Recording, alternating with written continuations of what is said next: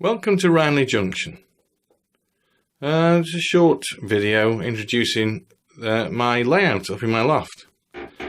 As you can see, a lot of trains, the track is laid out already, and it's basically a warts and all video showing you what it looks like when you're actually starting to build a layout.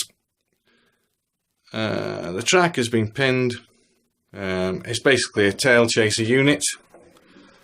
Goes all the way around here. So we have double track, we have a stockyard, fiddle yard, I don't know. So basically that's where I'm going to be putting a few more, probably a diesel loco shed, and all your fueling and ancillary bits and pieces. And keeping the locos there. So, locos. I guess you should see what we got. Hornby, Class 101. That's got a, I think it's a Lego Man Biffo sound chip in it. At some point I'll get this running again, but at the moment I'm ballasting, so it's all turned off. Bachmann Class 20. No functions yet, but all this is DCC as well, I forgot to mention. There you go, there's DCC, the trusty Dynamis. I've had no problems with it. I'm looking into getting a Pro Box, but I've also been looking at the Fleischmann Z21 today, which looks very interesting. So moving up, we've got that is a Lima Class 40 that I chipped myself. Weathered myself.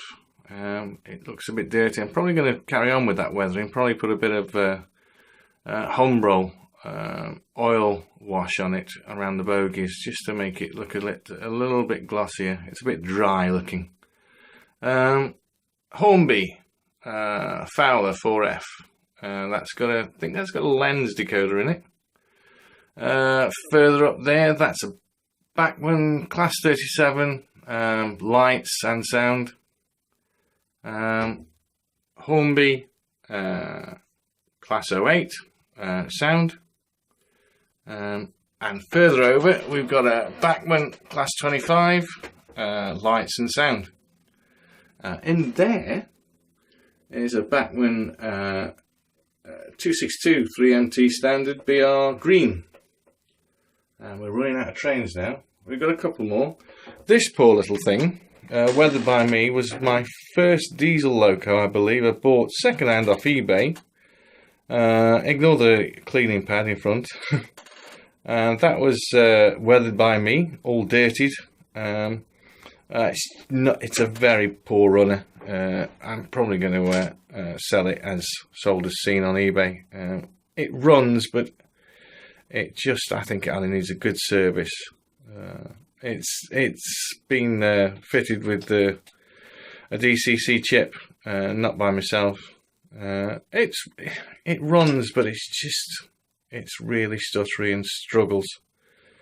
And over here we've got a little what are they? I can't remember. It's an old GWR that's in British Rail Green now.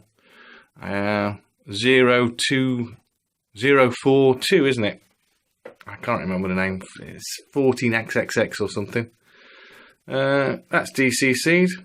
Runs okay, but it can't pull much. And finally we've got a Hornby Ginty, which was one of the first trains that I got, which was already DCC. That was part of the mixed freight set. That was what kicked it all off, the mixed freight set. I'd had a train set when I was a little kid. Sold it to get a motorbike, and then have come back to the hobby in my midlife crisis period. Sold the motorbike recently.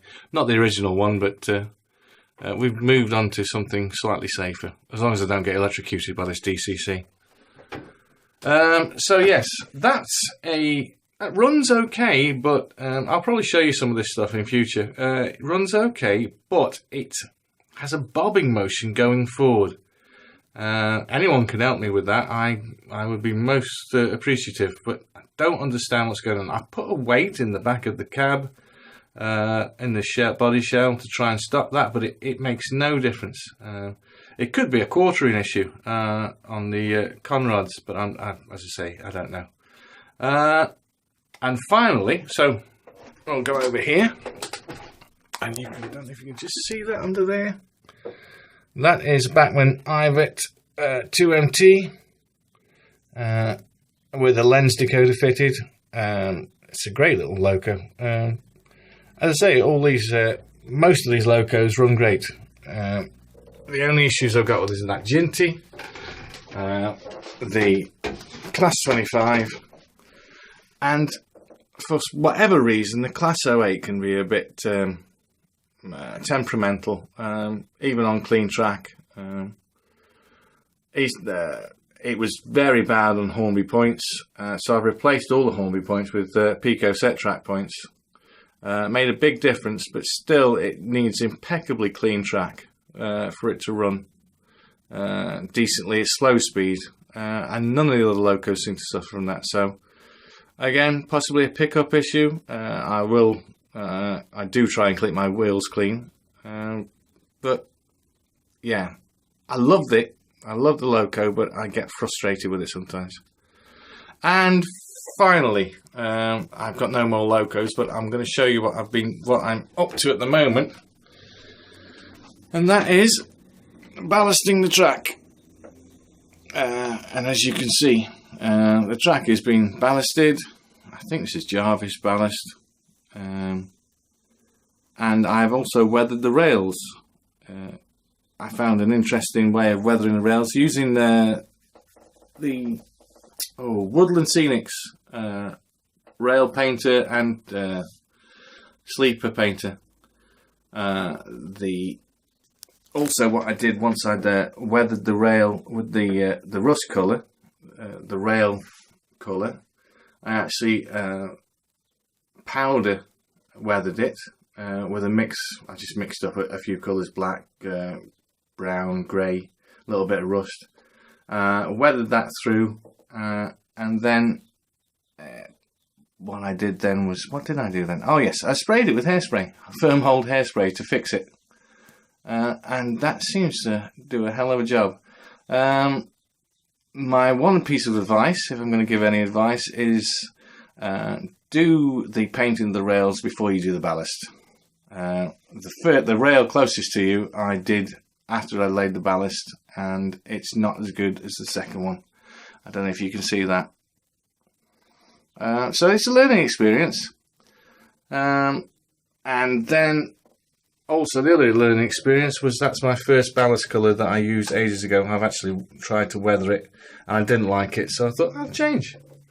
So I may well do a little light scattering of the Jarvis ballast over the top of it just to make it fit in a little bit, but as I say, I can live with it.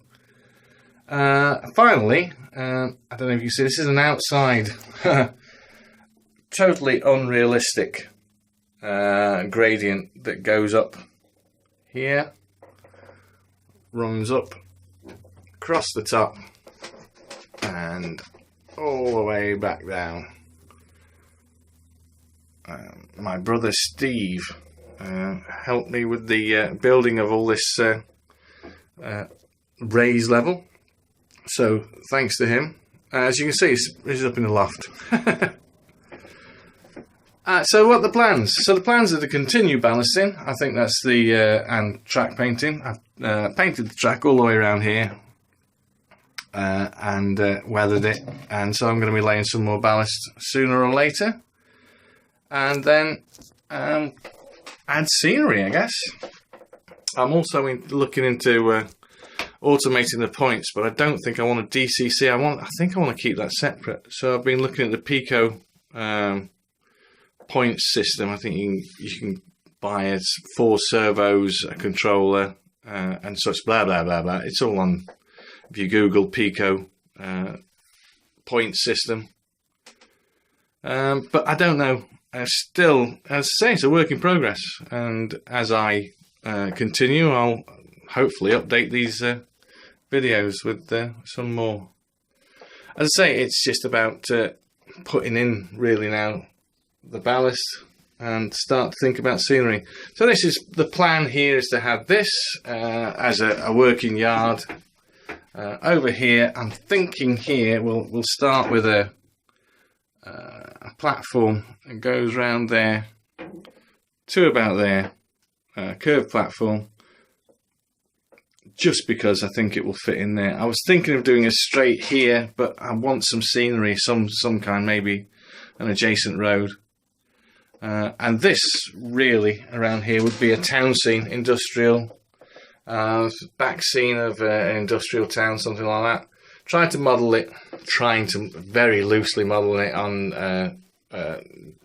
late 50s, early 60s in this Crewe, Stoke-on-Trent area. That might give you a clue, if not the accent. And then go up here and possibly make it as though it's going out of town into a sort of Peak District sort of area.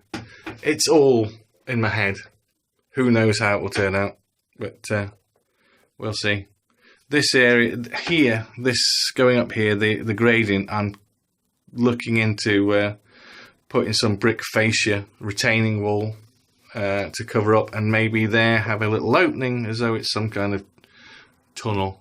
I don't know, but we'll see. Anyway, I'll finish for now, and yeah, we might come back to this. Well, we will come back to it, but when I get the time, I don't know. But I thought I'd better do this, just to show you what the hell is going on in my world. Anyway, happy modelling, and I'll see you later. Goodbye from Wrineley Junction.